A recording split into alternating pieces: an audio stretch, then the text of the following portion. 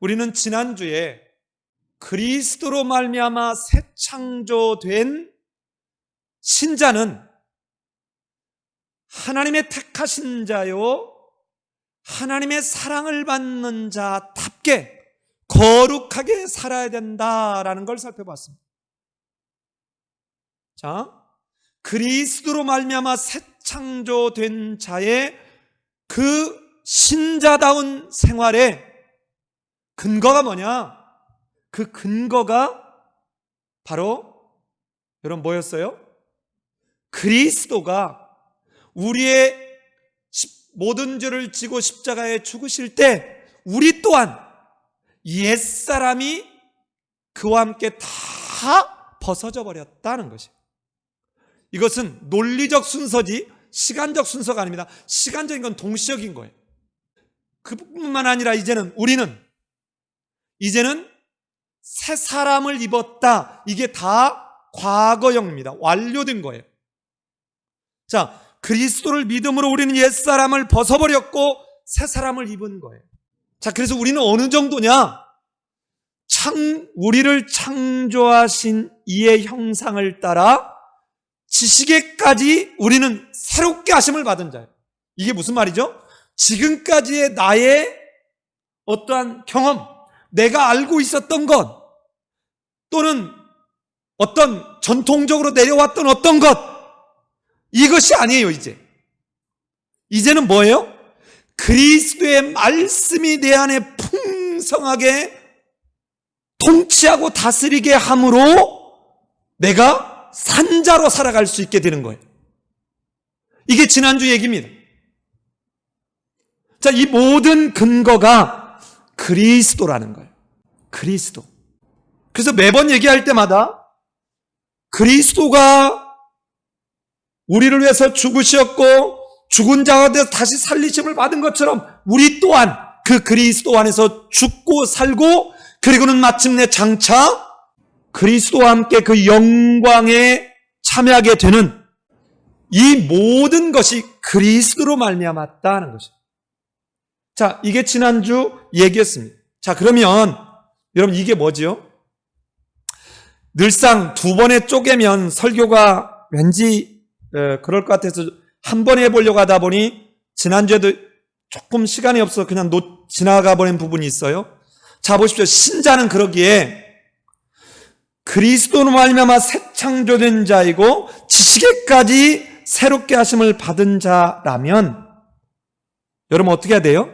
이제는요 기준이 이거를 캐논이라 그래요. 캐논이 잣대라는 뜻이에요. 여러분 원래 캐논이 이 갈대라는 말이 이 캐논에서 나온 거예요. 이 갈대가 뭐냐면 잣대. 우리 자 만들 때 뭘로 만들죠? 대나무로 만들죠. 근데 애굽 이런 데 갈대는 굉장히 이게 커가지고 이걸로 집도 지었어요. 그리고 이게 부러지면 아주 무기가 될 수도 있습니다. 상할 수 있어 우리가. 자, 이 기준, 캐논, 잣대가 뭐야 되냐면 내가 되면 안 된다는 거예요. 항상 모든 잣대는 그리스도가 돼야 돼요. 여러분 뭔가 정말 그리스도를 잘 섬기고 그 다음에 신앙이 참 좋은 사람을 닮아가는 건 좋은데 잊지 말아야 될 게 그 사람도 뭐예요? 사람이에요. 반드시 우리가 실망할 게 있을까요? 없을까요? 있어요. 여러분 참 안타까운 게 지나치게 어떤 사람을 높이려고 하는 것 위험합니다. 우리 장로교 같으면 칼빈하면 모두가 그냥 아무 말도 못하는 거예요. 우리 교단 같으면 박형룡 박사 얘기하면 아무도 말을 못하는 거예요. 여러분 정말 신앙의 선배들을 존경하고 그들의 아름다운 신앙을 잘 우리가 이어가려고 하는 건 좋으나 여러분 이 사람이 궁극적으로 신자들의 기준이 되면 안 돼요. 그 기준은 누구라고요? 오직 그리스도여야 돼요. 그래서 사도 바울이 말하는 거죠. 내가 그리스도를 본받은 것 같이 너희는 나를 본받으라. 또 어디에 가면 하나님을 본받는 자가 되라. 여러분 그리스도는 인간으로 오셨지만 또한 완전하신 하나님이십니다. 그러게 예수님이 이렇게 말하는 거예요. 내가 곧 길이요, 진리요, 생명이니. 여러분, 진짜 진리인 길은 그리스도예요. 그러니까 뭐냐면 내 생각하고 그리스도의 길, 즉 그리스도의 말씀이 충돌을 하면 신자는 어때야 되냐면 내 생각 내려놓고 그리스도의 생각으로 내가 채워가는 거예요. 천하 없는 사람이라 해도 저 같은 목사들이 실수할 수 있어요. 이런 실수. 자기 생각을 하나님 생각인 양 포장하거나 하나님의 말씀이 있음에도 불구하고 자기 생각을 꺾지 않는, 이건 대단한 교만이고 죄입니다. 여러분, 이렇게 신자의 기준은 그리스도요, 그리스도의 길로 끊임없이 돌아가려고 해야 되는데, 그래서 신자는 어떻게 해야 돼요? 여러분, 내 힘으로 안 돼요. 그래서 지난주에 이런 얘기했죠. 그리스도의 평강이 너희를 주장하게 하라. 우리 평강 아니에요. 내가 그리스도와 함께 십자가에 못 박혔나니 그런즉 이제는 내가 사는 것이 아니오 내 안에 누가 산다고요? 그리스도께서 사는 것이다. 내가 육체 가운데서 살지만 내가 육체 가운데 지금 사는 것은 나를 사랑하사 나를 위하여 자기 몸을 버리신 하나님의 아들을 믿는 믿음 안에서 사는 것이라. 여러분, 내 안에 그리스도가 사셔야 돼요.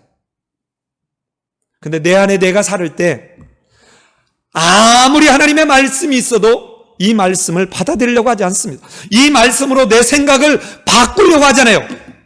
너희는 이 세대를 본받지 말고 오직 마음을 새롭게 함으로 변화를 받아. 이거 안 하려고 그래요. 여러분, 목회하면서나 자녀를 키우면서 가장 안타까울 때가 이거예요. 끝까지 자기 고집 같습니다. 지난주에 어느 분하고 얘기를 이렇게 나누는데 참 부러웠습니다. 부부가 있어도 생각이 다를 수 있잖아요. 어떤 이야기를 이렇게 했는데 처음에는 받아들이지 않았대요. 근데 최근에 어떤 사건을 통해서 다시 그 얘기를 하니까 그 얘기를 받아들이는 거예요. 여러분, 이래야 돼요.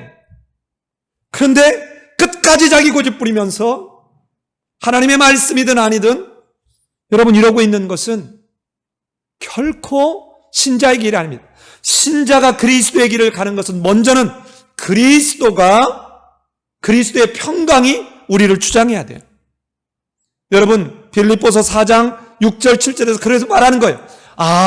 이게 쉽지 않아요. 때로는 힘들 수도 있어요. 그러나 쉽지 않은 걸로 그냥 제끼고 그냥 어려움 속에서 네가 버티라 이러지 않았습니다.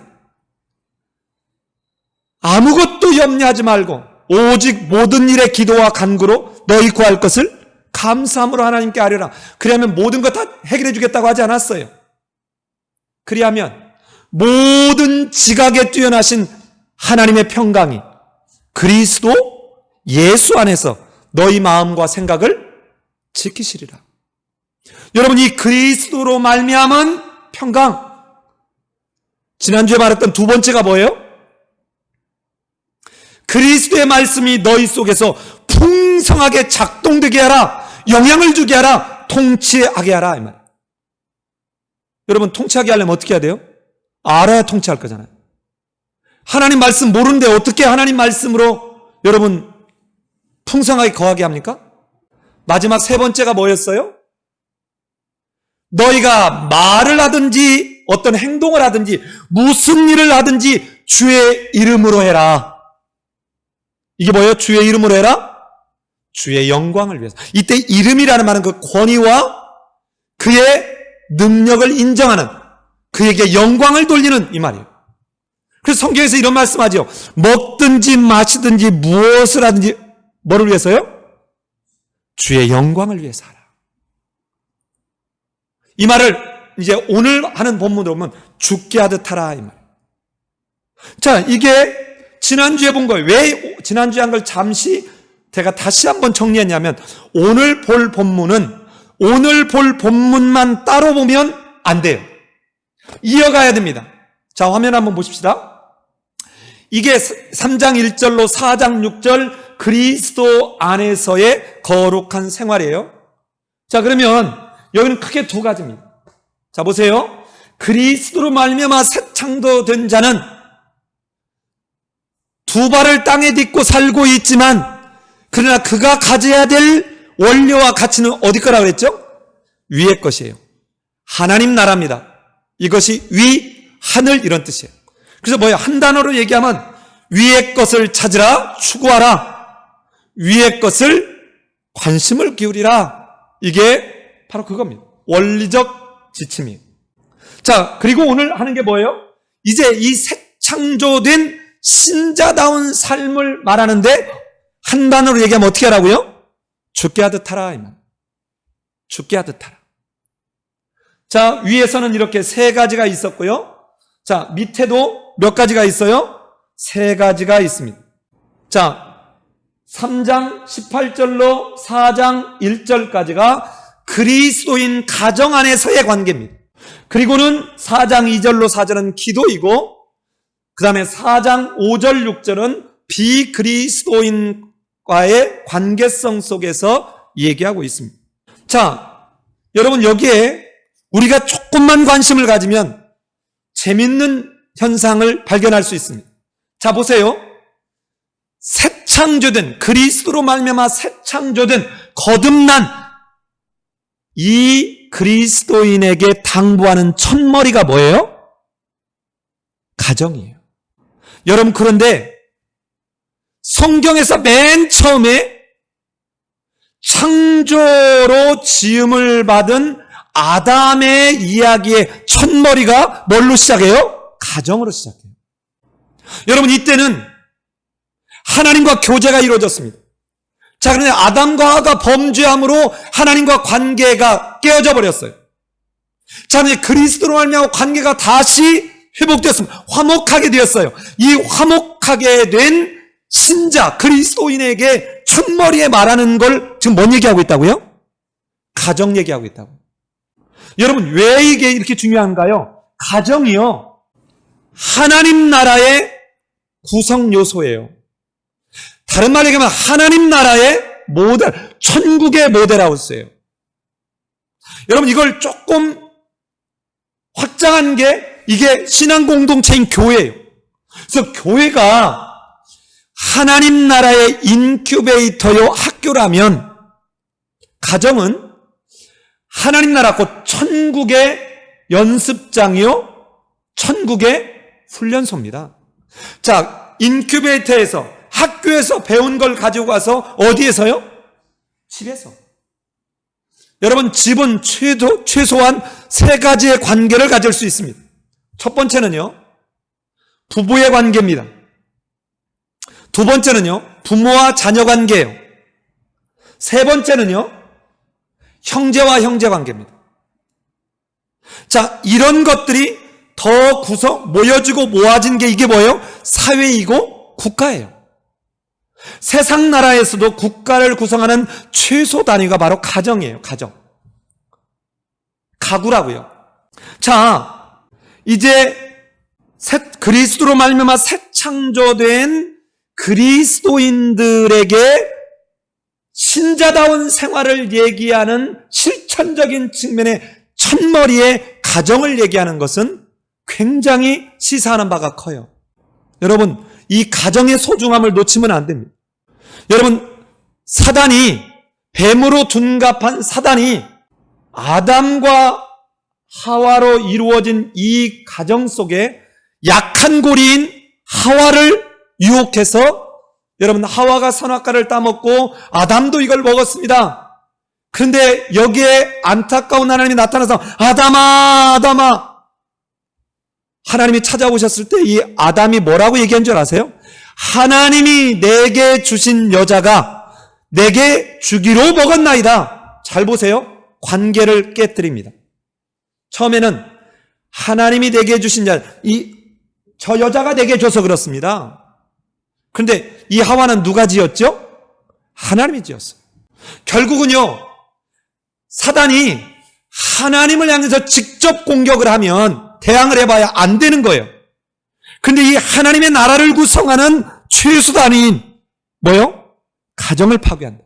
교회에서 찬양대원을 하고 주일학교 교사를 하고 뭐 남전도회 여전도회 여러분 어떤 것을 해도 그것이 하나님을 주인으로 모신 천국의 모델하고 있는 가정을 파괴하는 쪽으로 가는 것은 그 봉사하면 안 돼요.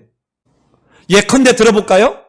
아이들에게 그 주방에 싱크대에 컵라면이 있으니까 그거 먹으라 해놓고는 여러분 찬양대 새벽 6시에 나가서 찬양대 연습할 거면 하지 마세요. 하지 마시라고. 제가 미국에 있을 때 이혼한 가정이 있어요. 왜 이혼한 줄 알아요? 여자가 교회만 가면 안 오는 거야. 남편은 안 오니까 어떻게 해요? 찬밥 먹거나 자기가 밥을 해야 먹거나 굶거나. 제발 그러지 마라. 안 듣는 거예요. 참다 여러분 황혼 이혼을 했어요. 세상에. 여러분 잘못됐습니다. 여러분 이 그리스도인의 이 가정은요, 이게 하나님을 모신 천국의 모델하우스라는 사실을 잊어버리면 안 돼요. 자, 그런데 첫 아담이 이걸 실패했다고요. 그런데 지금 사도 바울은 새 창조된 그리스도인들에게 첫 번째 요 과정으로 가정을 얘기하는데요. 한번 들어가 볼까요? 저 가정을 얘기하는 걸 들어가 보면 이렇게 돼 있어요. 화면 잘 보시면. 자, 보세요. 이렇게 세 가지로 돼 있어요. 아내와 남편 간의 관계, 자녀와 아버지로 돼 있지만 아버지는 대표명사니까 부모의 관계, 종과 상전의 관계입니다. 자, 여기서 종과 상전은 아니잖아요 라고 생각하지만 오늘날로 보면 안 돼요. 자, 뭐를 보면 압니까? 우리 바로 요 골로새서 끝나고 난 뒤에 골로새서와 함께 들려보냈던 편지가 뭐지요? 골로새 지방에 사는 빌레몬에게 오네시모와 함께 두기고편에 요 편지 들려보내죠. 여러분, 이 당시에는 집안 안에 종을 두고 살았습니다. 오늘날 이거를 굳이 확대해보면 조금 공동체를 넓히면 가령 같이 가게하는데 종업원, 같은 직장 안의 동료, 이거 확장할 수 있어요. 그러나 그 당시에는 이게 하나의 가정공동체에 해당했다 이 말입니다. 그 중에 우리는 18절 19절 오늘 아내의 관계에서 보려고 그래요. 자, 잘 보십시오. 이 가정이라고 하는 이 천국의 모델하우스인 가정을 다루는 그 첫머리에는 다시 뭐예요? 부부예요. 왜 그럴까요? 그 가정이 어떤 가정으로 서느냐가 아내와 남편의 관계에서 비롯되기 때문에 그렇습니다. 아내와 남편의 관계가 잘못되면 이것을 보고 배우는 아이들은 엉망됩니다. 아빠가 엄마한테 함부로 말하는 이 말을 하는 것을 어려서부터 들으면 이 아이는 함부로 하는 거예요. 여러분, 어린애가 쌍욕한다니까요. 이거 틀림없이 누가 한 거예요? 엄마 아빠가 한 거예요. 제가 우스갯소리 같지만 제가 초등학교 4학년 때 저희 아버님이 셋째, 그러니까 아들로 셋째예요. 셋째. 내 아들 넷 중에 셋째. 그런데 맨 위에 큰아버지가 부안에 살았는데 부안에 누구 그 결혼식이 있었던가 해가지고 갔는데 어른들이 뭐라 하냐면 어떤 그 오신 집안 누구를 향해서 어이 오서방 그러더라고요. 제가 뭐라 하냐? 어이 오서방 그랬다니까요. 이 사람이 누군지를 내가 모르는데 오서방 오라고 한다고. 여러분, 정말로 아이들은 스폰지예요, 스폰지. 그래서 부부가 결혼하면 상호 높임말 하라는 거예요. 아이들이 자라서 청소년기가 될 때까지는 높임말 하라는 거예요. 그럼 아이도 자연스럽게 해요. 그 집안의 전통, 그 집안의 신앙, 그 집안의 어떠한 가족의 특별한 아름다운 모습들이든 나쁜 모습들이든 그 출발이 뭐예요? 엄마 아빠예요. 아내와 남편입니다. 그러니까 천국의 공동체인 가정으로 시작하는 것도 아주 우리가 가볍게 놓으면 안 되고요. 또 하나 그 가정 공동체를 말할 때 그 출발이 아내와 남편의 이야기를 다루고 있다는 것, 얼마나 남편과 아내가 중요한지를 놓치면 안 돼요. 자, 그런데 여기에 공통점이 있어요. 잘 보세요. 아내와 남편, 자녀와 부모, 종과 상전, 왼쪽과 오른쪽에 무언가 규칙적인 패턴을 이루어가고 있습니다. 자, 이걸 가부장적인 어떤 것으로 생각하면 안 돼요. 그러나 분명한 것은 왼쪽과 오른쪽이 무언가 다름이 있어요. 다름이. 자, 그런데 요거는 이렇게만 놓고 보면 안 됩니다. 이거는 이렇게 봐야 돼요. 자, 화면 보시면 이게 바로 3장 1절로 17절까지가 이어져서 나오는 연장선에 봐야 돼요. 자, 잘 보세요. 당시에 아내들아 남편에게 복종하라는 말은 마땅한 얘기입니다. 그런데 반대로 남편들아 아내를 사랑하며 괴롭게 하지 말라, 이 말은요 거의 혁명적인 얘기예요. 왜 그래요? 그 당시에는 아주 절대적 가부장 제도였기 때문에 아내에 대한 어떠한 권리가 남편에게 절대적으로 주어졌어요. 당시의 여자는요 노동력을 공급하는 존재 정도로 인식했습니다. 그런데 뭐하라고요? 이때 아내를 사랑하라 이 말은요 그냥 나 당신 사랑해 이 말이 아니에요. 자신을 내어주는, 자기 자신을 내어주는 희생적 사랑하라는 거예요. 자, 보십시다. 위의 것을 찾으라, 위의 것을 생각. 그러니까 이런 세상에 갖고 있는 아내와 남편에 있는 이 인식 자체가 아니라 너는 이제 두 발을 땅에 딛고 살고 있지만 너는 위의 것, 즉 하늘나라, 하나님 나라의 가치와 원리를 따라가야 된다. 그럼 그게 뭐예요? 앞에서 보여줬잖아요. 근거가 그리스도가 너희를 위하여 죽었고 다시 살아나서 너희와 함께 영광 중에 나타나시게 될 이 그리스도. 두 번째는요, 너희를, 평강을 위하여 너희를 무슨 몸으로? 한 몸으로 부르심 받았다. 자, 부부관계든 부모와 자녀관계든 종과 상전관계든 그리스도 안에서는 뭘로 불렀다고요? 한 몸으로, 몸의 지체입니다. 이게 세상 나라의 관점에서는 이해할 수 없는 것들이에요. 당시로는 받아들일 수 없어요. 자, 그 다음에 여기에 서로, 이 말은 서로, 한쪽만이 아니라 서로예요. 그러니까 앞에서 끌고 있는 게 이 말이에요. 우리 한번 찾아가 볼까요? 3장 9절 갑니다. 3장 9절이요. 너희가 서로 거짓말하지 마라.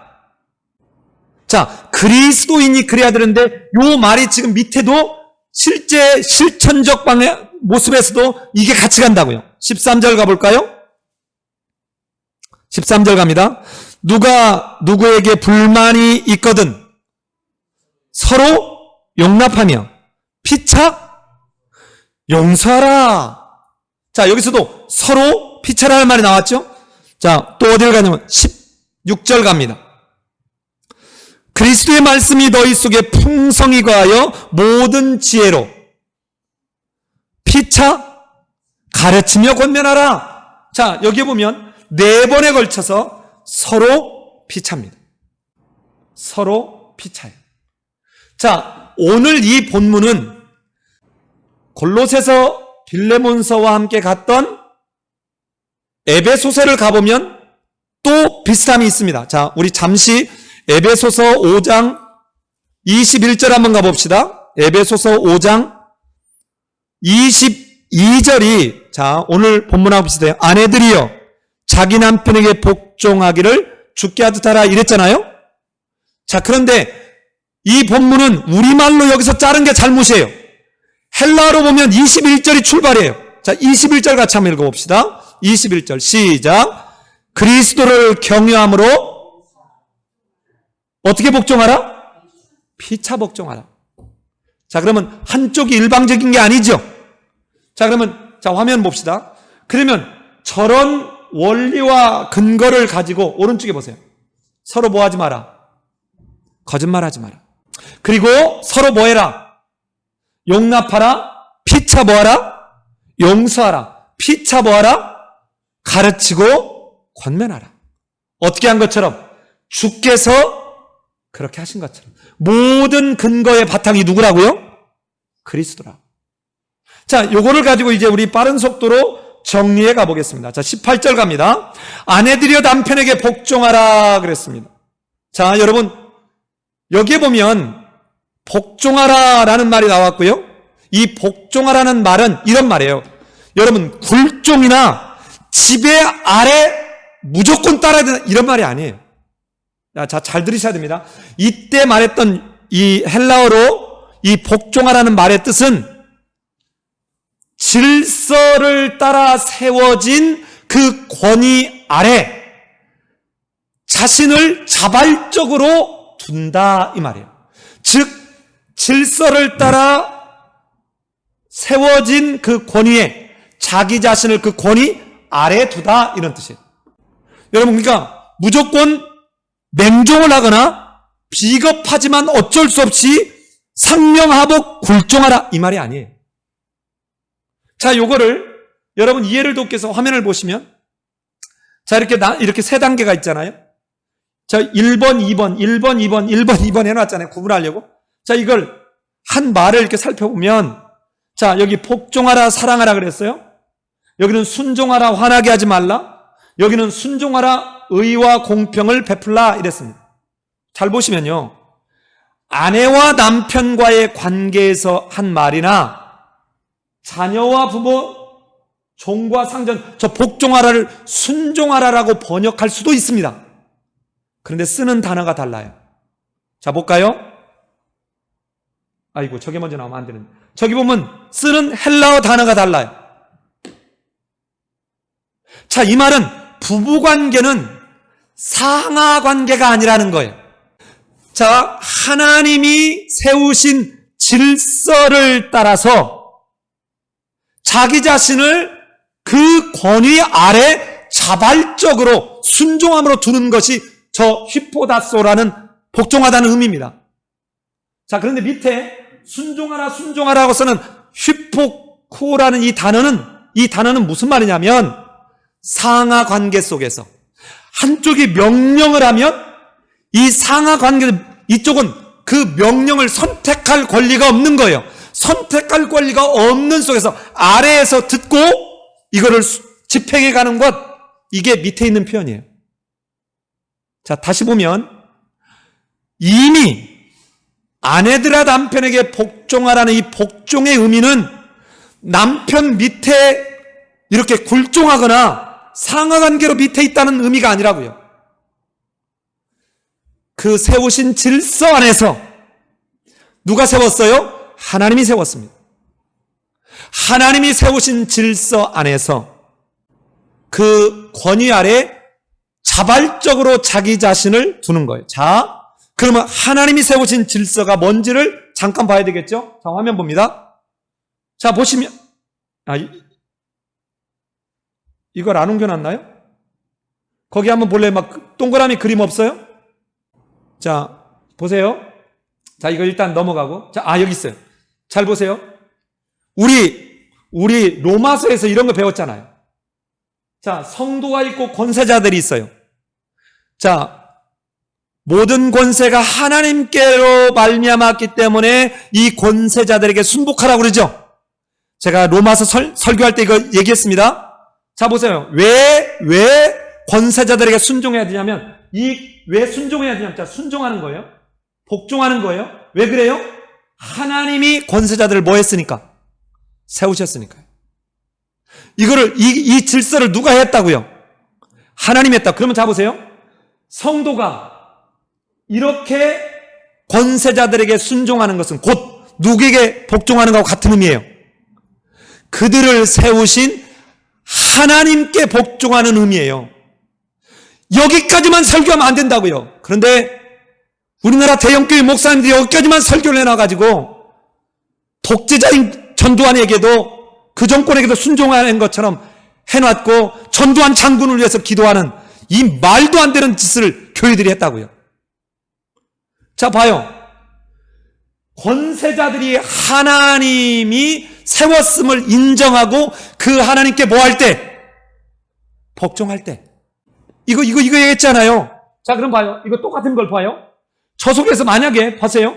권세자가 하나님의 뜻에, 자기를 세운 신분이 하나님이라는 것을 인정하고 하나님의 뜻인 이웃을 사랑하고 공의를 베푸는 이것을 하지 않는데, 여기서 성도가 권세자들을 만약에 권세자들에게 복종하면 누구에게 복종하지 않는 거예요? 하나님에게 복종하지 않는 거예요. 여러분, 이때는 여러분 복종하면 안 됩니다. 여러분, 이거를 또 오해해가지고 우리 총신 신대원을 나온 몇 년 후배 되는 어떤 목사님이 늘 그분을 보면 내가 안타깝게 이를 데 없는데 페이스북에 글을 썼어요. 그래서 뭐라고 했냐? 정부가 예배를 못 드리게 하면 교회와 목사와 성도들은 여기에 대해서 저항하고 대항하고 싸워야지 비겁하게 대면 예배를 없애고 영상 예배를 드리냐?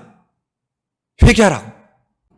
여러분, 일제가 공산당이 목에다 칼을 들이매고 그리고 머리에다 총을 들이매면서 너 예수 믿지 마, 예배 드리지 마 할 때는 목숨을 걸고 예배를 드려야 합니다. 그러나 전염병은 하나님이 주신 생명들이 이로 인해서 더 많이 무고하게 죽어갈 수 있고 이것이 곧 생명의 주권자인 하나님을 공경하는 일이 아니기에 정부에서 예배를 영상으로 드려달라고 요청하기 전에 교회가 성경적 원리를 따라 먼저 해야 되는 거예요. 여러분, 이걸 오해하면 이렇게 말도 안 되는 식으로 성경을 자기 마음대로 해석할 수 있는 거예요. 그러면서 한국 교회가 치욕을 당한 날이다, 이 날을 잊지 말자 이러고 페이스북에 글을 써놓은 거예요. 여러분, 왜 이래요? 성경을 문자적으로만 알거나 안식일을 기억하여 거룩하게 지키라, 안식일 날 불을 피울 나뭇가지를 주우러 갔다 죽은 사람, 이걸 문자적으로 보는 거예요. 문자적으로. 도무지 교회사도 제대로 공부하지 않았고 성경은 더더욱 공부하지 않았고. 자, 보세요. 요 이야기를 먼저 한 것은 요것과 똑같아요. 자, 지금 이 아내들이여 남편에게 복종하라, 이 말은 무슨 말이냐면 잘 보세요. 부부관계에서 하나님이 누구를 지었어요? 아담을 지었어요. 그리고 아담을 깊이 잠들게, 이때 이 깊이 잠든다는 말은 우리가 깊은 잠 잤다 이 말이 아니에요. 이 단어는요, 죽음과 같은 겁니다. 마치 죽음과 같은 거예요. 그러니까 일반적인 우리 잠이 아니에요, 단어가. 자, 이 아담을 깊이 잠들게 하고, 여러분 어떻게 됐죠? 그 옆구리, 그 갈빗대에서 갈빗대 하나를 빼가지고 이 갈빗대로 하와를 만들었죠. 아담에게 하와를 만들었어요. 자, 하나님이 아담을 만들고 하나님이 아담의 갈빗대를 이용해서 바로 하와를 만들었습니다. 자, 그러기에, 자, 화면 보세요. 그러기에 자기가 존재하게 된 이 질서를 따라 자기가 존재하게 된 아담의 권위를 하나님의 질서를 따라 인정하라는 거예요. 이게 첫 번째. 이렇게 인정하는 게 누구를 인정하는 거예요? 하나님을 인정하는 거예요. 하나님의 창조의 질서 안에서 그 부여하신 권위를 인정하는 것입니다. 아담에게서 나왔기 때문에, 그래서 아내의 머리됨이 그리스도가 교회의 머리됨 같이 아내의 머리됨이 남편이 머리되었다는 말이 그 말이에요. 자, 두 번째는요. 자, 오른쪽 보실래요? 자, 그러면 이 말은 전제되는 게 있어요. 남편이 실은 여러분 깊은 잠이 뭐와 같다고요? 죽음과 같은 거예요. 자, 자기를 내어주는, 자, 물론 하나님이 하셨지만 자기를 내어주는, 즉 자기를 희생하는 것과 같은 헌신을 먼저 했다고요. 이렇게 하는 게 곧 누구를 뭐 하는 거예요? 하나님을 사랑하는. 이거를 오늘날 우리에게 적용하면 남편이 아내를 사랑하는 것이 하나님이 명령하신 하나님을 사랑, 이웃사랑으로 뭐를 입증하는 거예요? 하나님 사랑을 입증하는 거예요. 그러니까 이 둘은 따로 가는 게 아니에요. 하나예요, 하나. 자, 그런데 봅시다. 하나님이 남편 하와가 있는데 보세요. 아담이 하와를 사랑하지 않아. 그럼 곧 이건 뭐예요? 하나님을 사랑하지 않는 것이 되죠. 자, 그러면 이게 없을 때 하와도 보고 배울 수 있는 게 없는 거예요. 그러니까 어떻게 돼요? 이 질서를 인정하고 따를 때 하와도 자기의 머리된 남편에게 복종하고, 이 복종하는 것이 곧 누구를 복종하는 거예요? 하나님을 복종하는 건데, 남편이 아내를 사랑하는 게 없으면 곧 하나님을 사랑하는 게 아니고, 그로 인해서 아내도 남편에게 복종할 수 없고 하나님에게 복종하는 이 질서를 순종할 수가 없다 이 말이에요. 오늘 말씀을 보면 아내들아 남편에게 복종하라는 말이 먼저 나온다 그래서 여러분 이게 먼저가 아니에요. 자, 이거를 여러분 이해를 돕기 위해서 자, 화면을 한번 가볼까요? 자, 이게 보면 이게 왼쪽이 골로새서고 오른쪽이 지금 에베소서입니다. 골로새서는 아내들에게 딱 한 절밖에 안 나와요. 근데 에베소서는 세 절이 나와요. 자, 볼까요? 아내들이여 자기 남편에게 복종하기를 누구한테 하라? 주께 하라. 이는 남편이 아내의 뭐 됨이요? 머리 됨이요.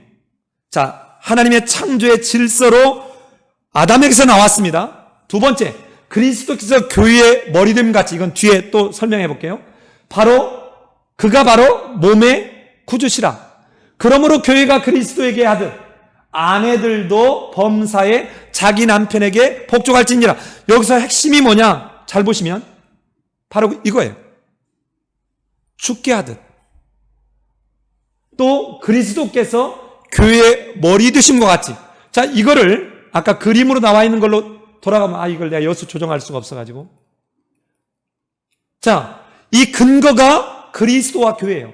새 창조니까. 자, 봅시다. 하나님이 그리스도를 저 오타예요. 신랑입니다. 신랑. 저 오타입니다. 신랑. 자, 밑에 신부. 자, 보세요.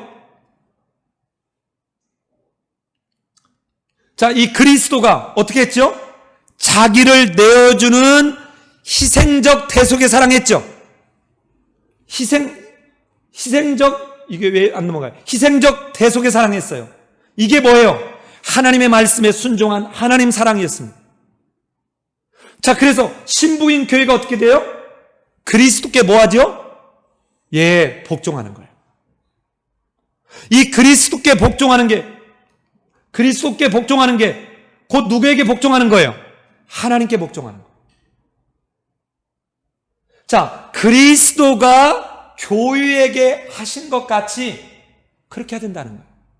그리스도가 교회의 머리 되신 같이 남편이 아내의 머리 됐다. 이 근거가 그리스도와 교회와의 관계예요. 자, 이거를 옆에서 보면 하나님과 그리스도 교회가 있는데 만약에 교회가 그리스도에게 복종하지 않으면, 순종하지 않으면 어떤 일이 벌어지죠? 교회가 누구에게 복종하지 않은 게 돼요? 하나님께 복종하지 않은 게 돼요. 자, 여러분 다시 돌아가서 보면, 자, 보십시오. 이제 남편들아 아내를 사랑하며 괴롭게 하지 말라. 그런데 어디에요? 에베소에 남편들아 아내를 사랑하기를, 여기도 그리스도께서 교회를 사랑하시고 그 교회를 위하여 자기 자신을 내어준 것처럼, 그리고는 28절에서 이와 같이 그리스도께서 물로 깨끗이 하고 거룩하게 하신 것처럼 남편들도 자기 아내 사랑하기를 그렇게 해라. 자, 그리고 난 뒤에 29절 보세요. 누구든지 언제나 자기 육체를 미워하지 않고 오직 양육해서 보호하기를 그리스도께서 교회에게 함과 같이. 자, 저기 왼쪽에 보면 골로새서는 아내를 사랑한다 이 말은 그리스도가 자기 자신을 내어주는 희생적 사랑을 하신 것처럼 남편이 먼저 아내를 위해서 자기를 내어주는 희생적, 헌신적 사랑을 하라 이 말이에요. 자, 그런데 아내에게는 없는 말이 밑에 있죠. 괴롭게 하지 말라 이랬어요. 자, 이때 이 괴롭게 하지 말라는 말은 우리말로 약간 다른 표현이 되긴 했지만 이 말을 바꾸면 남편이 하나님이 세우신 질서를 따른 지도자 역할을, 지도력을 갖고 있습니다. 이 지도력을 가지고 가혹하게 하지 말라는 거예요. 이 말을 바꾸면 가령 쓸 물건을 대주지 않는다든지 무언가 일만 시키고 말로 뭐 시키기만 하지 아무것도 돌보지 않는지 이러므로 인해서 가혹한 지도력을 이용해서 가혹하게 하는 것을 하면 안 된다 이 말이에요. 오늘날은 이게 잘 안 오는데요. 오늘날도 이런 사람들이 있어요. 소파에 누워가지고 물 갖고 와, 양말 갖고 와. 자기 아무것도 안 해요. 밥 줘, 못 줘, 아무것도 안 해요. 양말도 한쪽은 이쪽에 벗어놓고 한쪽은 저쪽으로. 이렇게 남편이라는 이유로 머리됨이라고 하는 그 권위를 가지고 아내에게 과도하게 부당하게 힘듦을 주지 마라. 그래서 이게 화나게 하다, 괴롭게 하다, 마음을 쓰게 하다 이런 말이에요. 그 지도력, 권위를 가지고 가혹하게 하지 마라. 그래서 그 말을 풀으면 오른쪽에서 양육하여 보호하는 것처럼 아내에게 필요한 물건, 그런 시간적인 것, 이런 것들을 나눌 수 있어야 돼요. 여러분, 저도 이거를 참 못한 사람 중에 하나인데요. 왜냐하면 집사람과 결혼해서 서울에서 신혼생활을 시작했고 저는 주초에 광주를 가면, 전라남도 광주를 가면 주말에 올라온단 말이에요. 그러니까 혼자 직장 생활하면서 아이들 둘을 혼자 다 키웠어요. 왜냐하면 이게 10년 만에 돌아왔거든요, 제가. 여러분, 남편들이 직장에 가서 돈을 벌어온다고 하는 그 미명하에 육아를 아내한테만 다 전가시키는 거 옳지 못합니다. 그리고 아빠에게서 배워야 될 인성이 있고 훈육이 있고 엄마에게서 배워야 될 훈육이 있어요. 이거를 방치하는 순간 그 아이는 훗날 큰 어려움을 겪을 수도 있어요. 이거를 못하는 사람들이 여러분 목회자들이에요. 여러분 목회자는요, 조금만 웬만한 교회 가면요 24시간 스탠바이 하는, 여러분 정말 3D 업종입니다. 3D. 새벽에 부르면 새벽에 가야 되고 밤늦게 부르면 밤늦게 가야 되고 시도 때도 없이 동원돼야 돼요. 그런데 늘 이 모든 짐을 누가 다 끌어안아야 돼요? 사모가 다 끌어안아야 돼요. 여러분, 그래서 목회자들, 사모들 중에 우울증 환자가 그렇게 많아요. 게다가 사모가 옷을 좀 잘 입고 오면 사치한다고 흉보고, 사모가 좀 옷을 검소하게 입으면 그냥 궁상 떤다고 말하고 하고, 사모가 좀 밝게 웃으면 해프다고, 가볍다고 말하고 하고. 여러분, 그래도 목사는 설교라도 하고 누구하고 얘기를 하니까 이게 쏟아내니까 해소가 되는데 사모들은 이럴 수가 없거든요. 사모들의 우울증이 그렇게 많아요. 그래서 우리 교회에 여러분 목회자들 오면 제 철칙이 이거예요. 9시부터 6시까지가 근무하는 이 시간의 원칙이고, 특별하게 어쩔 수 없이 예를 들어 수요 기도회를 드려야 된다, 특별하게 뭐 저녁에 신방을 해야 된다, 이런 어떠한 특별한 경우를 말고는 반드시 집에 가서 가족과 함께 식사를 해라. 그 속에 아이들과 놀아주다 보면 말씀을 연구할 시간이 없을 수 있어요. 그 과정 속에서 내가 시간을 쪼개서 말씀을 연구하고 기도하고 이러는 가운데 성도들이 세상 속에서 얼마나 어렵고 힘든 가운데도 자녀 키우면서도 신앙을 지키려고 노력하는지를 우리가 간접적으로라도 함께 공유가 되는 것이지 입만 가지고 목회하는 거 아니거든요. 그래서 오히려 특별한 일이 없는데 6시 이후에 교회에 있으면 저는 야단칩니다. 여러분 혹시라도 여러분이 저녁에 늦게 왔는데 집에 교회에 아무도 없다고 목회자가 밤낮을 가리지 않고 말이지 뭐 하지 않는다 이렇게 말하지 마세요. 목사가 하나님 앞에 헌신했지 자녀들이 헌신한 거 아니에요. 그 아이가 그때 엄마 아빠에게 사랑과 또 훈육을 받아야 될 그때 못 받으면 그 아이는 정말 하나님이 귀하게 쓸 하나님의 아름다운 그런 일꾼들로 자라가는데 큰 문제가 되는 겁니다. 오늘날은 어떻게든 젊어서 돈을 벌어야 된다. 그래야지 아파트를 하나라도 장만한다고 하면서 사람들이 그냥 남편은 남편대로 아내는 아내대로 돈 버는 데만 급급한 나머지 아이들을 이 학원으로 저 학원으로 돌리면서 이거를 지금 방치하고 있는데 여러분 아닙니다. 정말 잘못된 거예요. 저녁이 있는 삶이라고 하는 그 어느 정치 지도자가 내걸었던 이 캐치프레이즈는 실은 교회에서 먼저 했어야 돼요. 근데 가장 이걸 잘못한 데가 교회예요. 왜 그래요? 제가 봤던 대부분의 큰 교회들은요, 시도 때도 없이 교회로 사람들 불러냅니다. 아니, 그 주부들을 밤에 불러가지고 3시간, 4시간 제자 훈련한답시고 허구한 날 그러면 자, 화요일 날은 기도회, 수요일 날은 뭐 찬양회, 그 다음은 또 뭐더라? 제자 훈련, 그 다음은 또 수훈 모임. 아니, 언제 자녀들 돌보고 언제 뭐를 살림하고 언제 해요? 아닙니다. 여러분, 신앙은 삶이에요. 언제 다 입에 떠넣어주는 거예요. 그리고 그걸 왜 꼭 금년에 다 해야 되는데? 아니에요. 여러분은 어떤 것, 봉사도 하나만 따가세요. 하나만. 밖에 어떤 활동도 가정을 소홀히 하고 가정을 훼손시키는 어떤 것도 하면 안 돼요. 우선순위를 거기에 둬야 돼요. 자, 그렇다면 자, 아까 얘기했잖아. 아내들아 남편에게 복종하라. 하나님이 세우신 질서 안에서 그 권위 아래 자기 자신을 자발적으로 두는 게 복종이라고 그랬어요. 여러분, 이것이 주 안에서 마땅하니라. 이것이 주 안에서 하나님이 정한 질서, 이게 마땅하니라 이 말이에요. 자, 그럼 어떤 질서인가요? 첫째, 창조적 질서입니다. 아까 봤잖아요. 하나님이 아담 만들고 그 아담에게서 하와를 만든 이 창조적 질서입니다. 두 번째는요, 구속적 질서예요. 보세요. 하와가 참 여자분들 이 설교 들으면서 되게 불편할 수 있는데요.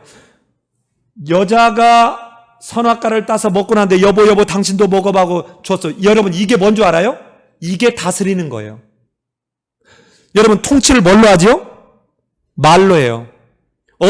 지금이야 문서가 있으니까 법이라는 말을 하지. 옛날에 이게 다 뭐였죠? 말이었어요. 자, 그런데 하와가 선악과를 따먹고 범죄함으로 하나님이 하와에게 내렸던 말이 뭡니까? 이렇게 얘기했습니다. 너는 남편을 원하나 남편은 너를 다스릴 것이니라.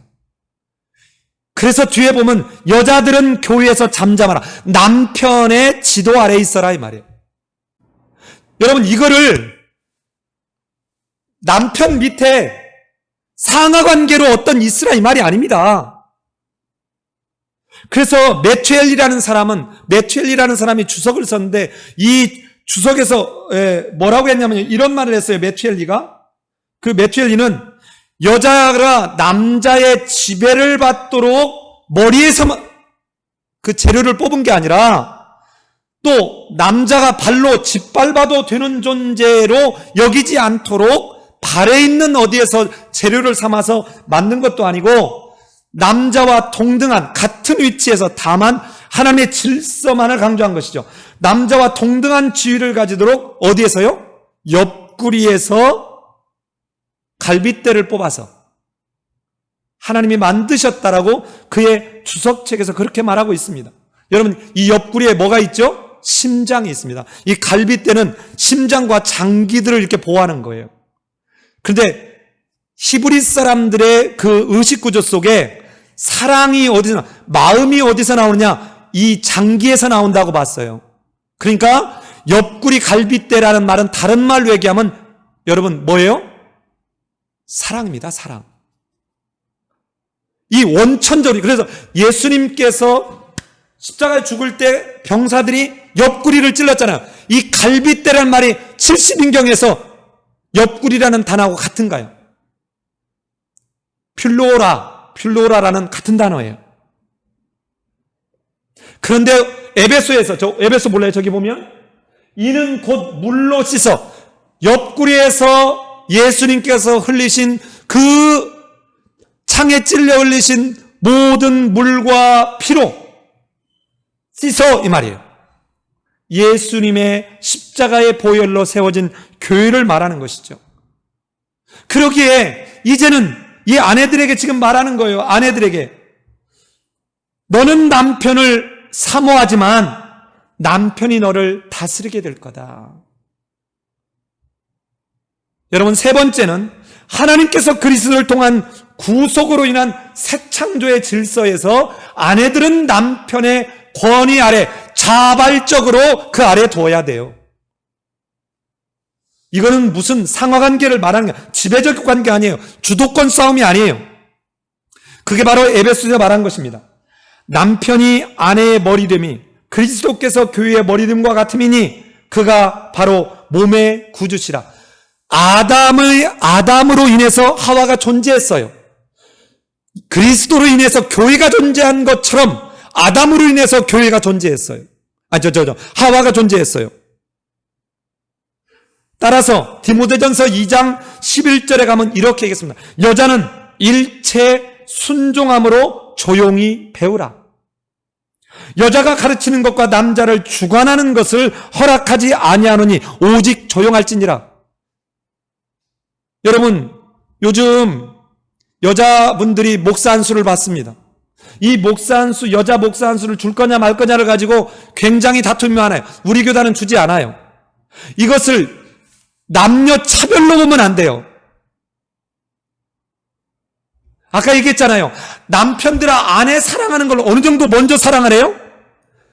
예수님이 자기를, 우리를 위해서 자기 목숨을 내어주는 자기 희생적 사랑을 하는, 이게 먼저 전제라고요. 남자가 먼저 아내에 대한 자기 희생적 사랑을 먼저 할 때 여자가 복종하게 돼 있다고요. 그러니까 이거는 피차 서로예요. 일방적으로 여자가 남편에게 복종하는 일이 아니라고요. 이거를 잘못 오해하면 마치 성차별 문제, 여성을 무시하는 문제로 받아들이는 순간 아까 뭐예요? 세상적 원리, 세상적 기준을 그대로 유지하는 거예요. 너희는 창조하신 의 형상을 따라 지식에까지 새롭게 하심을 받은 자들이라는, 이거 인정하지 않는 거예요. 여러분, 그러면 여자 목사를 안수를 안 주면서 어떤 문제가 생겨요? 그러니까 교회들이 잘못하니까요. 목사들이 잘못하니까 그래요. 왜 그래요? 여러분, 똑같이 총신대 신학대학원을 나왔는데 우리 교단은 여자는 목사가 안 돼요. 강도사도 안 돼요. 자, 그런데 똑같은 학번이 교회에 딱 부임을 해 가면 목사는 50만 원 이상을 더 받습니다. 월급을. 심하면 더 차이가 나요. 이게 말이 안 되잖아요. 똑같은데 왜 차이가 나요? 그러니까 이런 잘못된 걸 고치려고 해야 돼요. 또 볼까요? 자, 남자들은 나중에 원로 목사 돼가지고 이제 은퇴하고 난 데도 생계비를 보호받는데, 여자 전도사는 왜 20년 이상 은퇴하면 왜 원로 여전도 안 시켜줍니까? 그런데 장로님들도, 집사님들도, 성도들도 여기에 대해서 문제 삼는 사람이 하나도 없는 거예요. 잘못됐죠? 우리 교회는 전도사가 오든 목사가 오든 누가 오든 여러분, 한 달에 주는 사례비 자기 기본급의 10%를 매달 모아가는 거예요. 누구든 그게.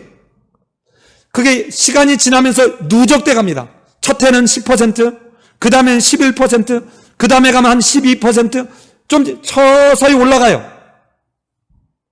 이건 교회가 나중에 어떻게 되든 이 사람 몫으로 남아있는 거예요. 여러분, 이렇게 해주면 되잖아요. 이렇게 해주면. 왜냐하면 하나님의 말씀의 원리를 따라 하나님의 세우신 질서에 순종을 하되 여자 목회자가 여자 성도들을 돌보고, 여러분, 이런 너무도 중요한 역할을 많이 하거든요. 남자가 할 수 없어요. 없는 일이 되게 많아요. 그런데 목사가 아닌 이유 하나로 아무 때나 해고시키고. 지난주에 이렇게 식사하다 내 얘기를 들었어요. 남자 목사님은 똑같이 예를 들어 신대원 나왔는데, 예를 들어서 남자 목사님은 딱 출발하는 게 200만 원이야. 예를 들어서 여자 전사님은 120만 원이야. 이게 말이 돼요? 잘못됐죠. 여러분, 여기서 굉장히 어려운 게 우리의 고정관념 때문에 어려운 거예요. 하나님의 창조의 질서, 하나님의 구속의 질서, 하나님의 새 창조의 질서 속에서 아내들이여 하나님이 세우신 질서 안에서 자기 자신을 그 권위 아래 자발적으로, 이게 뭐 하는 거예요? 하나님의 권위를 인정하는 거라는 거예요.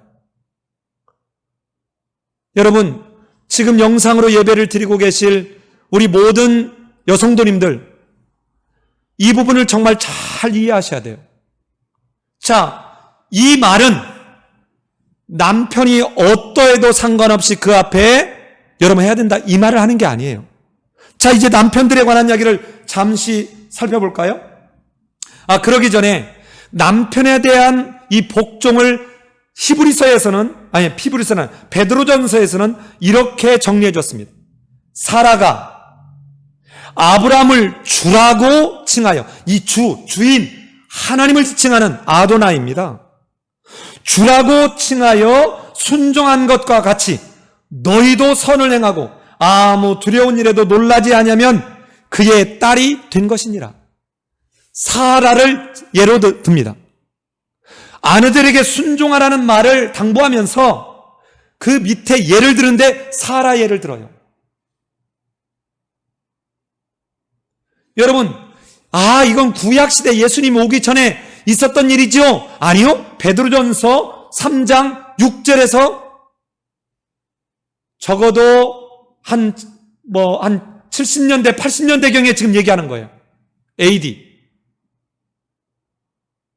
자, 남편에게는 하나 더 얘기하죠. 괴롭게 하지 말라. 아까 얘기했죠? 예. 그 남편이라고 하는 지도력, 하나님이 질서를 따라 주신 그 리더십의 권위를 가지고 막 부려먹는 거예요. 돈 벌어와. 제 주변에 이런 사람 봤습니다. 친정에 가서 돈 가지고 와. 나 의사해야 되는데 친정에 가서 돈 갖고 와. 안 갖고 오면 때리는 거예요. 이런 거 하지 말라는 거예요. 자, 보십시다. 자, 그렇다면 이러한 것을 구체적으로 적용하는 것 4가지 간단하게 살펴보고 말씀을 마무리하려고 합니다. 여러분, 자, 이 부부가 복종하고 사랑하고 괴롭게 하지 않으려면 앞에서 봤던 이거 지켜야 돼요. 첫째, 여러분, 이 부부관계가 깨지는 이 가장 큰 문제가 말에서 출발합니다. 너희가 분함과 노여움과 비방과 더러운 말을 너희에게서 모두 다 벗어버리라고 그랬잖아요. 여러분, 말에서 출발해요. 무엇보다 말 조심해야 돼요. 말 함부로 하면 안 돼요. 부부간에. 여러분, 제가 얘기했잖아요. 절대로 반말하면 안 돼요. 적어도 반 높임 말이라도 해야 돼요. 특별히 자녀들이 있을 때 어떤 상황에서도 함부로 말하면 안 돼요. 아무리 화가 난다고 욕하면 안 됩니다. 욕 속에는 저주가 다 들어있어요. 욕하면 안 돼요. 부부가 욕 쓰면 안 돼요. 자, 그런데 특히나 서로 뭐 하지 말라고요? 거짓말 하지 말라.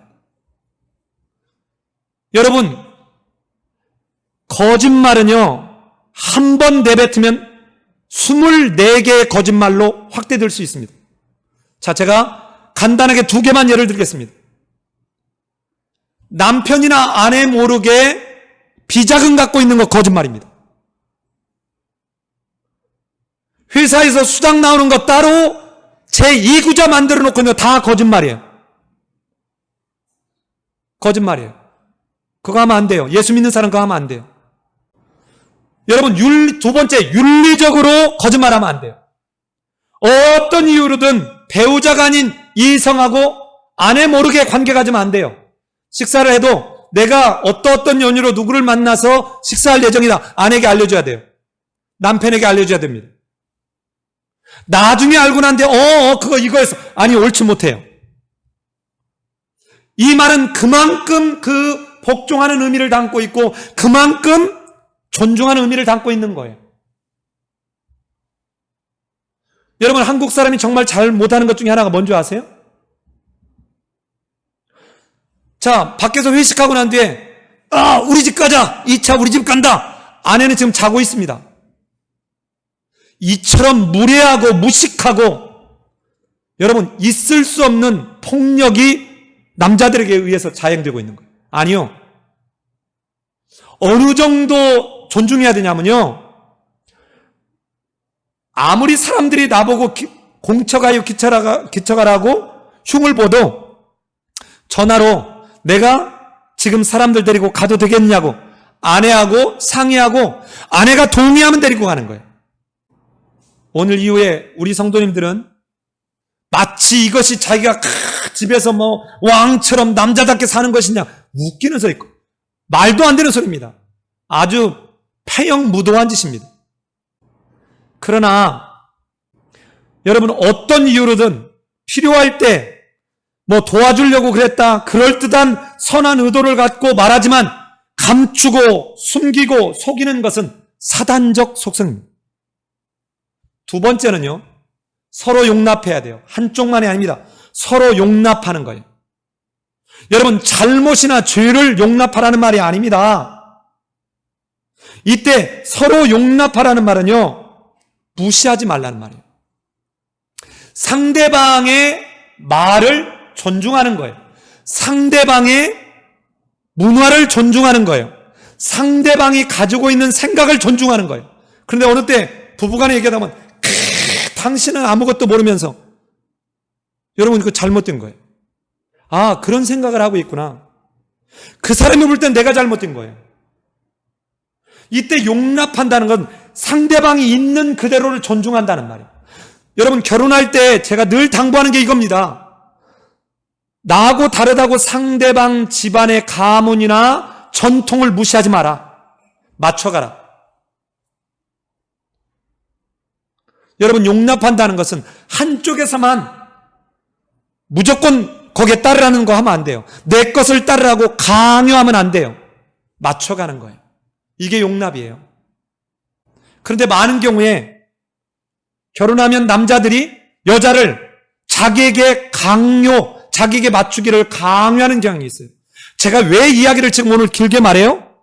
여러분들이 지금 여러분 자녀를 어떻게 키우고 있냐고요.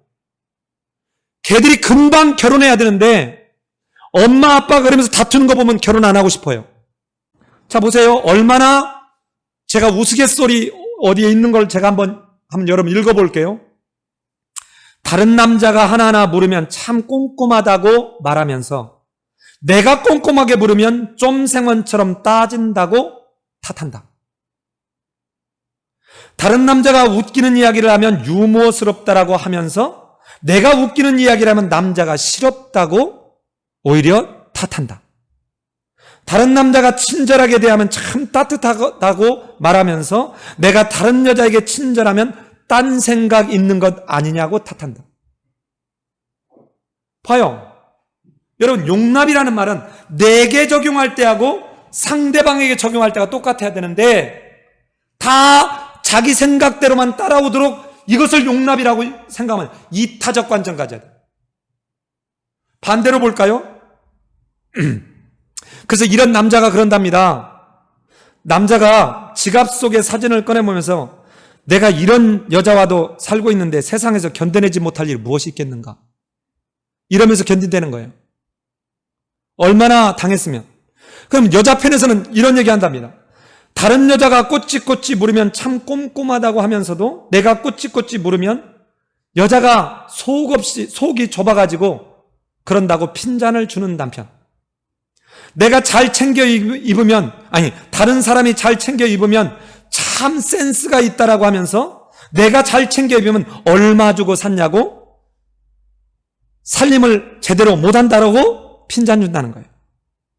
다른 여자가 친절하면 참 다정다감하다고 하면서 내가 다른 남자에게 친절하면 여자가 해프다라고 핀잔을 준다는 거예요.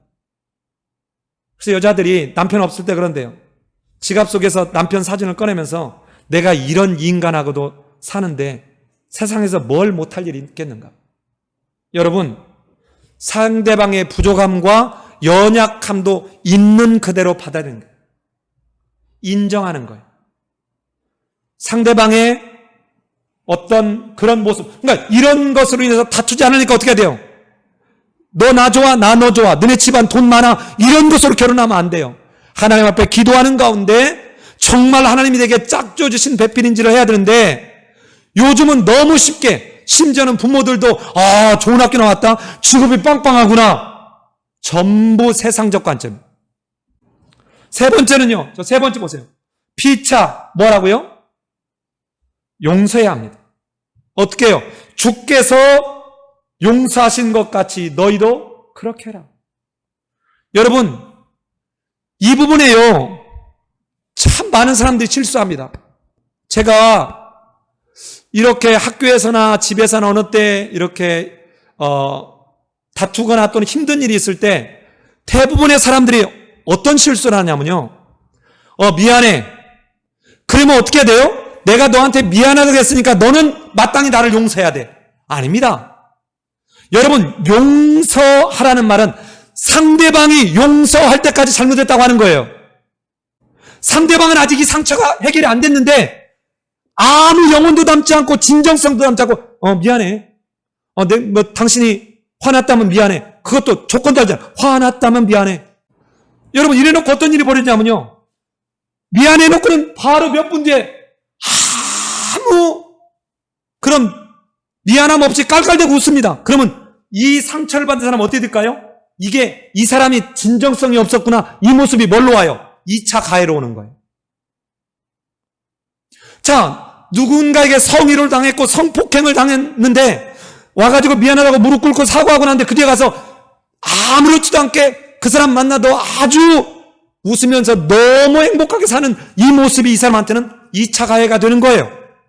그러니까 용서를 구하는 사람은 상대방이 정말 용서할 때까지 그 용서를 구하는 그 심정으로 늘 그 마음을 가져야 되는 거예요. 반대로 용서를 해야 되는 사람 입장에서는 여러분, 한 번 용서하면 다시는 그것 거론하면 안 돼요.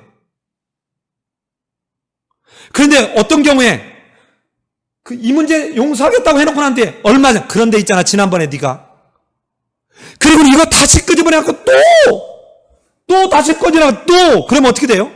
진절머리 납니다.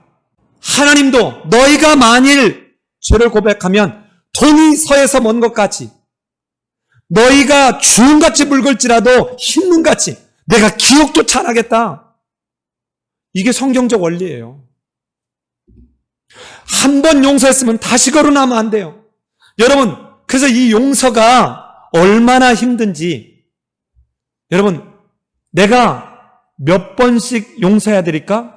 하고 물었습니다. 제자가 묻자 예수님이 뭐라 하죠? 70번씩 7번이라 해라.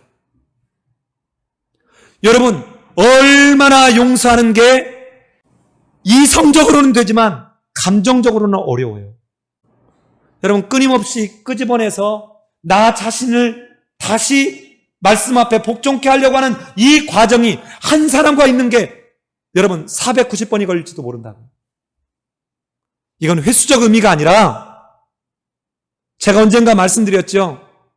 제가 강남대학교로 와가지고 저도 모르게 제 호봉을 17호봉을 힘 있는 사람들이 삭감하고 내 월급을 회수해 갔어요. 이것에 주동을 해서 앞장섰던 사람들이 우리 과 교수입니다. 우리 과 교수. 왜? 내가 6년 후배인데, 학번으로 6년 후배인데 이 사람보다 내 호봉이 훨씬 높아. 그러니까 그 사람은 힘이 있고 나는 이제 막간 교수예요. 그래서 이건 잘못됐다 그랬더니 너 2년 재계약할 때 두고 보자는 거야. 재계약 안 해주게 잘라버리겠다는 거죠. 여러분, 제 연구실은 이쪽에 있고 가운데 화장실이 있고 저쪽에 그 사람 연구실이 있는데 제가 화장실을 가려고 복도를 따라 가다가 그 사람이 나오면 나는 화장실을 가려고 나오는데 내가 계단으로 몸을 돌립니다. 이게요, 이성적으로 안 돼요. 내 몸이 이쪽으로 반응을 해요. 여러분, 배꼽에서 시체 썩는 진물이 나올 만큼 고통스러워요. 지금까지 그 사람은 나한테 미안하다고 얘기하지 않습니다. 이제 정년 퇴임해요. 그런데도 저는 이거 하는데 10년도 더 걸릴 것 같아요. 한 15년 걸린 것 같아요. 이제는 회의 때 만나도 얘기합니다. 내가 먼저 웃어줍니다. 어쩌면 여러분, 이 용서하는 것은 정말 하나님의 은혜입니다. 너희가 예물을 드리려고 했다가 누군가 화해하지 못한 일이 있거든 잠시 제단 옆에다가 예물을 두고 가서 화해하고 와라. 여러분, 오늘날 생각하면 안 된다 그랬죠? 가는데 3일 이상 걸려요. 안식일을 못 지키는 거예요. 안식일을 못 지키는 건 구원받지 못한 자라고 딱지 붙이는 일이에요. 여러분, 이런 것을 각오하고라도 먼저 상대방의 용서를 구하는 일을 하라는 거예요. 사랑하는 여러분, 이 용서하는 것은 자기가 용서를 받아봤어야 합니다. 1만 달란트 빚진 자가 100데나리온 빚진 자를 용서하지 않아요. 자기 1만 달란트 탕감받았는데 자기 돈을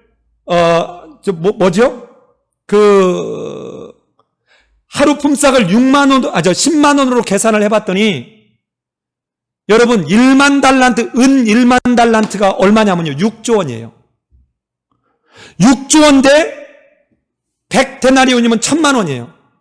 6조 원을 내가 빚을 갚아줬는데 1000만 원 빚진 자를 감옥에 넣고 이 사람을 두드려 패는 거예요. 여러분, 근데 금 1달란트는 이것의 15배예요. 그럼 얼마입니까? 90조 원이에요. 90조 원.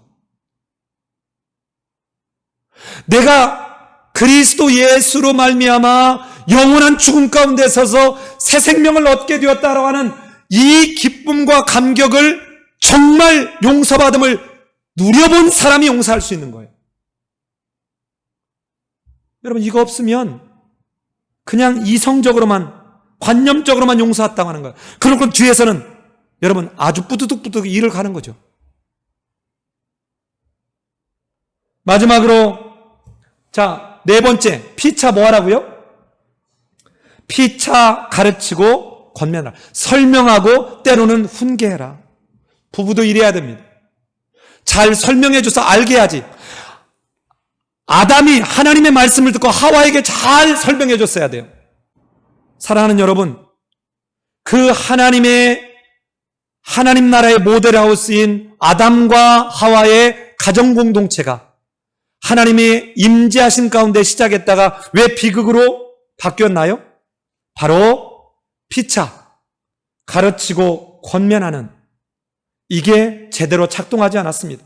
자기 경험, 자기 생각으로 가르치려고 하니까 마찰이 있고 충돌이 있습니다. 승복하지 않아요.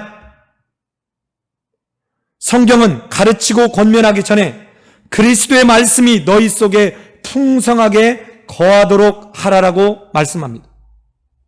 저는 오늘 이 부부간의 관계를 보면서 여러분, 이 부부가 이런 관계를 잘 유지할 때, 즉 하나님이 세운 그 질서를 따라 자기 자신을 그 권위 아래 자발적으로 두려는 이 질서, 이 복종함을